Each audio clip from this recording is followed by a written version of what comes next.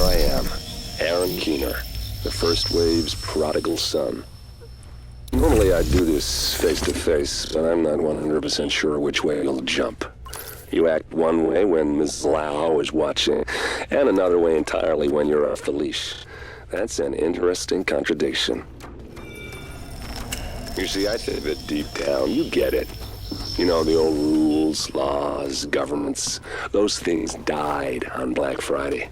But the feral PMCs, the convicts, the ones smart enough and good enough to take what they need, they'll survive.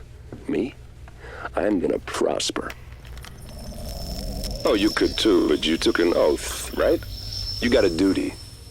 Those are both ways of saying that your conscience is fucking you. You ask yourself, who has earned a right to tell you what to do? Do you know how many agents died to hold the Dark Zone just for the brass to give up and put a wall around it? You don't believe me? You should check the place out for yourself. But the people you're working for, they're irrelevant now. Amherst changed how the game is played, and I have got the vision to win. I got Chernenko, I got a DNA printer, and a very interesting recipe book. I'm gonna write my own rules. You should think about getting in on this thing. I'll be seeing you.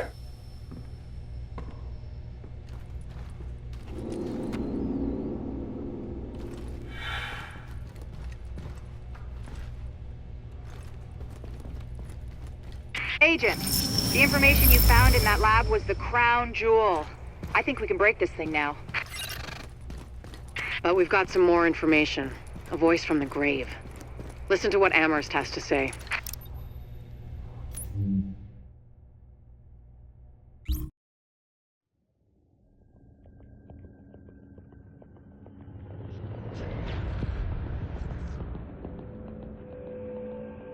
What you're looking at is the smallpox virus, one of the deadliest pathogens on the planet. For centuries, it did a wonderful job of helping keep the human population in check. But times change, and sometimes Mother Nature needs a hand in improving her creations. Like, say, speeding them up a little bit, making them contagious when they should be quietly incubating in a host, or making them more lethal.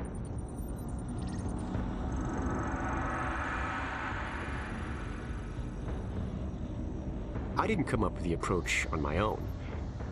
My friend Vitaly's one of the pioneers in the field, and the idea has been around for years. Genome as data.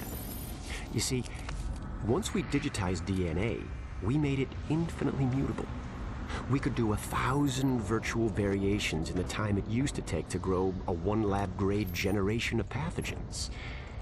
And we could pick the best, most lethal combinations and make them real. That's how you make a killer virus, you see. Mix in genetic code from other diseases, and you move the sliders all the way up on lethality and virulence. The goal was a 90% mortality rate. I'm not sure my green poison is going to quite hit that, but honestly, that's just details. As long as most of humanity goes, the Earth stands a fighting chance. Technically, technology is what's killing the planet. But that's not really the case. It's the greed that drives the technology. But a funny thing happened on the way to $100 genome maps and 3D printed plastic toys. Someone figured out those technologies could be repurposed, modified for the greater good. Me. Now, my virus is going to do what nature's always done. Decide who lives and who dies. And if nature decides I die, then I die. If nothing else, I'll have a lot of company. Natural selection at its finest, helped along by a little unnatural genetic manipulation. It's all data, really. Life's just a method of processing it. The same way I processed the smallpox genome on my laptop. And who's to say that wasn't the plan all along? If, by some miracle, you survive green poison, then nature's decided you deserve to live.